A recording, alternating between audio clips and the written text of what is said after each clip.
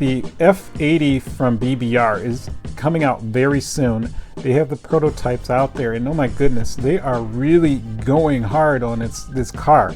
They are pushing it so ridiculously hard. They have so many orders out there. They have so many variations of this car already. To give you an idea of some of them, these are some of the colors that are going to be offered in the F80.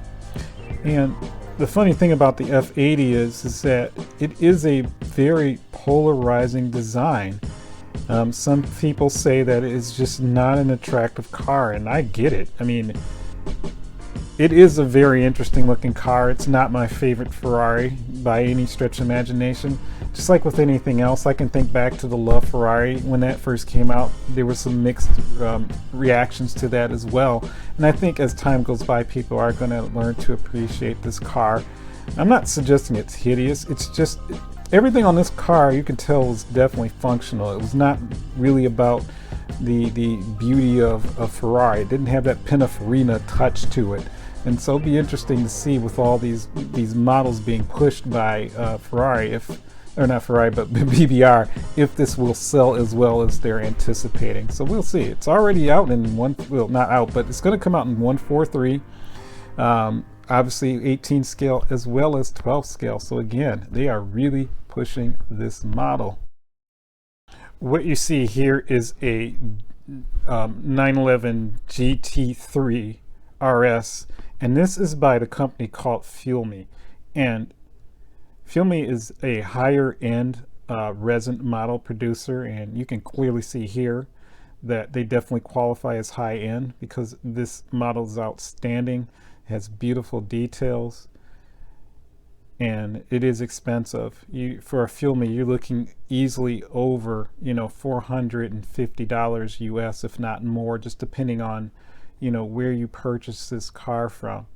So the reason why I was showing you the Fuel Me is because this is a Chinese model maker, and it seems like lately there have been quite a few newer companies, newer Chinese model manufacturers. Just to give you an idea of some of them, you have Dino Model, you have Henson and Heaven, you have Tim and Pierre, you have Ivy Models, you have Ladybug, you have VIP Models, and then there's this one I just recently found out was FC Model. And the thing that's a little interesting about these companies is that all of them focus mainly on either your German cars, so that would be like your Porsche, for example, some Audis, but mostly Porsche, and Italian cars, Lamborghinis and Ferraris. So Fuel Me is a legit company, and what I mean by that, and this is the point this is where I'm going with this, is you can go to Fuel Me and there's a website. It talks about the history of the company. They're passionate about their cars, so you feel pretty comfortable with these guys. Timothy and Pierre, you can't find anything on them. VIP, you can't find anything on them. You can't find anything on Ivy Models. They exist if you go on eBay or any other site that sells them. There are always these third parties that are selling these models, and these are legitimate retailers, but you can never get to the exact source. And the reason why I'm bringing this up is because these companies are selling Ferraris, not older Ferraris like CMC, very recent Ferraris. I'm wondering, how are they getting to license these cars from Ferrari? And I'm saying that because I was just announced a few weeks ago that Hot Wheels obtained Ferrari license. And that seemed like the biggest news in the world. So it must be that it was very difficult for them to actually get this license again. And yet you have these Chinese companies that are producing 488 Pistas, F80s that just came out, just about LaFerraris. They're producing LaFerraris, and not just the stock one, but even the FXX models and the FXX Evos. How are they doing this? Do they actually have the license? I don't know this, but I just think it's really strange that companies like Barago hold on to the Ferrari license like it's their lifeline, because it is. And yet you have these Chinese companies that seemingly can produce these cars. And these are high-end models. Again, these models are not cheap. We're talking models over $400 to $500 US, and they are selling. I'm afraid to find out that these companies actually don't have the license. And it has happened before where you have these companies that produce these beautiful models without any authorization from Ferrari. And it's always generally a Chinese company that does this. And I know why they do this. They do this because if Ferrari tries to come down on these guys, which they can, it's not as easy as a company that's within, Italy or the United States, where we respect the laws a little bit more. Chinese companies don't respect that. That's why there's so many fake watches, purses, gym shoes, and model cars from China. Again, I'm not accusing these companies. I just find it really curious that they're able to produce these beautiful models at these ridiculously high-end prices. And again, the products are beautiful, but there is nothing showing on the boxes or the websites, because you can't find the websites, that they're actually authorized to make these cars.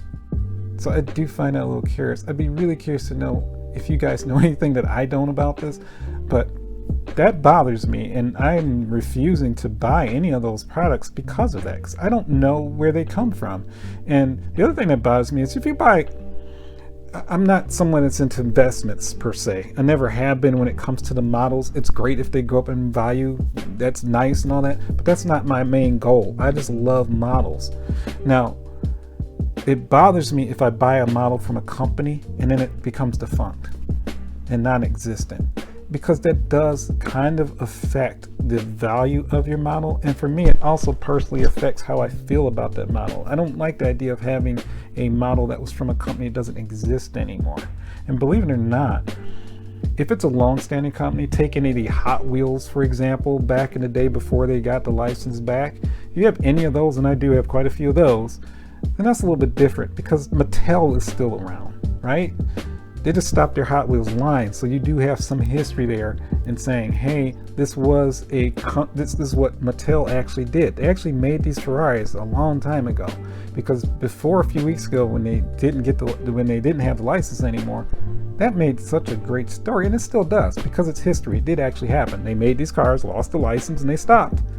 Now they're making them again. So you have some history there. Henson in Heaven, if it disappears 10 years from now, no one's going to know what that is. You can say, hey, I have this beautiful Ferrari. It's from this company called Henson in Heaven, and people can scratch their head and be like, what's Henson in Heaven? Well, it was a company.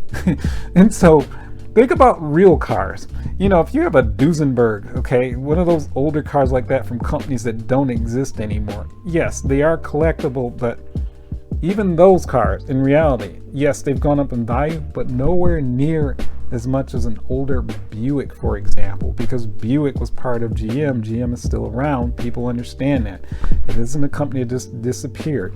Think of like a Tucker, if you're familiar with a Tucker. Tucker was an American company a long time ago. They produced some cars. It was based off of the guy's dream. They made a whole movie about it, so on and so forth. If you have a Tucker, yes, it has value. It will grow, but is not going to be as valuable as a Ferrari, for example, in that same era. It's just not, because you have this short history of a company that was here and now it's gone.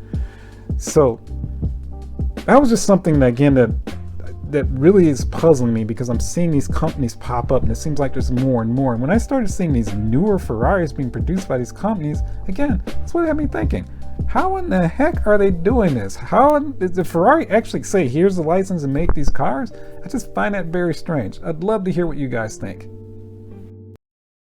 Now we're moving on to the hot list. The hot list are models that are soon to be released or have recently been released and could have the potential to sell out. We're going to start today with Barago. It's going to be more of an honorable mention, but Barago is one of the first to release the Lamborghini Temerario. It is a beautiful metallic purple, and this is the race and play. So it does beg the question, what would a signature series bring to the table? It also questions, should Barago follow the footsteps of Narev, who has been demonstrating that true mesh grills increase sales? Next, we have Morning Helix. They have the Alfa Romeo Giulia GTA in some new colors. They would include the Misano Blue with the Alfa logo printed all over it, and the Okra GT Gold. Both are limited editions. The gold is simply breathtaking. There are some other colors and liveries out there as well, but these two are definitely the standouts. Norev has released some additional colors for their Porsche 911 992 ST Coupe. This one looks to be black, but it's actually listed as olive green. CMC has the Porsche 904 Carrera GTS. We just talked about this, and this model comes in different variations. It's absolutely beautiful, and yes, it will sell out. Finally, Spark has the 911 992 Off-Road Edith Altitude World Record Chile Rally driven by Romain Dumas. This one is outstanding. It's a beautiful model by Spark. It is a limited edition and it doesn't come cheap, retailing around $470 US. And that concludes this week's hot list. I really do appreciate your time. Please keep the feedback. Guys, spread the word about this channel. I love doing this, but I gotta have an audience to continue doing it. So I appreciate the support. Hope to see you next time.